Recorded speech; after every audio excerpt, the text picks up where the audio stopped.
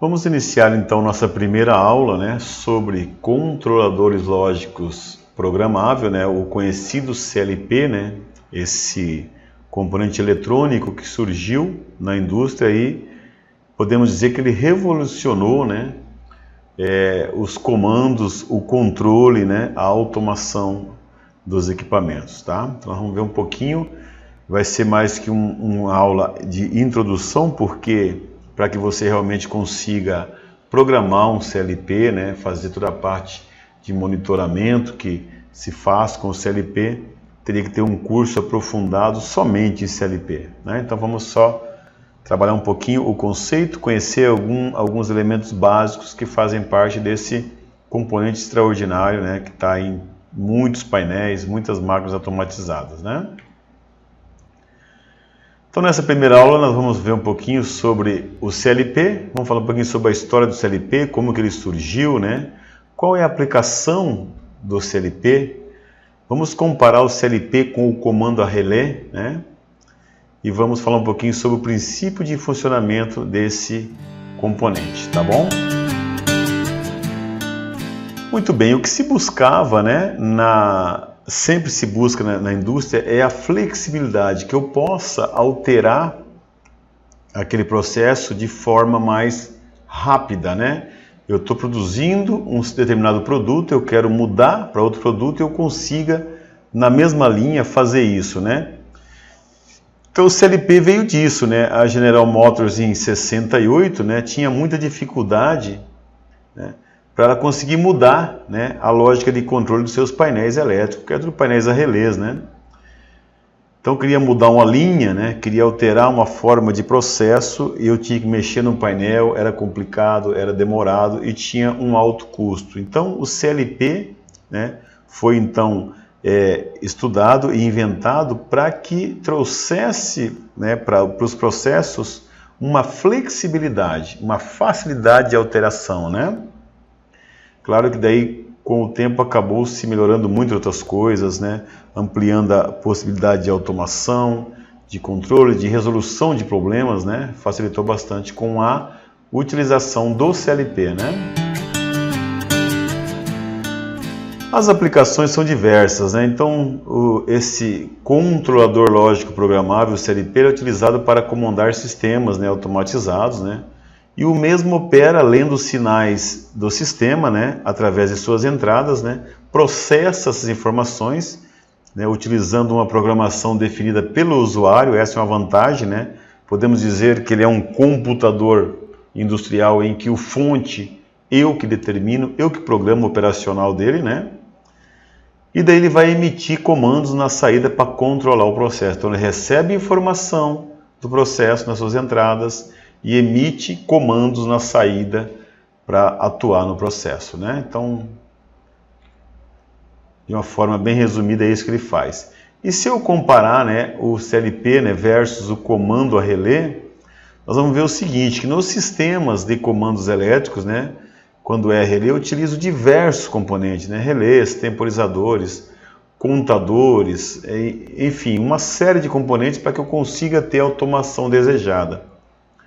Quando eu aplico o CLP, eu vou reduzir drasticamente o uso desses componentes, porque tem muita coisa que não precisa mais ser física, está no software, né? Está lá no software do CLP. Então, um temporizador, não preciso ter mais ele físico. Um contador, também não, né? Então, várias coisas aí. Alguns contados auxiliares que eu utilizava dos meus relés, não preciso mais, que eu posso utilizar aí contatos de memória dentro do CLP, né? Então, reduz bastante. Se você vai notar que os painéis a relé têm muito componente, os painéis com CLP têm poucos componentes, porque o CLP acaba reduzindo bastante esses componentes, né? Então aí traz algumas vantagens a questão da utilização do CLP, né? Então eu tenho uma facilidade para me detectar as anomalias. Então tem um problema na máquina, um problema na parte eletrônica, no sistema.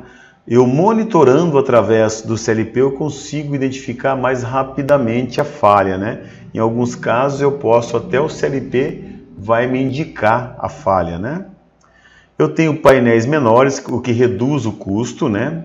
Eu tenho uma flexibilidade muito maior na mudança do sistema. eu tenho um sistema mais confiável, né, com menos falhas, né, e eu tenho a facilidade de eu conectar, de eu realizar interface com outros sistemas, né. Vejo que o CLP traz inúmeras vantagens que podem culminar aí em uma produção, numa produtividade muito maior na empresa, né.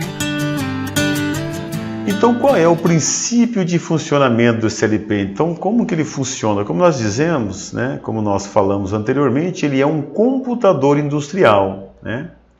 Qual que é a diferença para o computador normal? É que nele, no CLP, eu vou programar o operacional dele, né? Então, eu defino qual é o operacional desse CLP. Então, o CLP possui o que chamamos de ciclo de inicialização e ciclo de varredura, né? Vamos entender um pouquinho.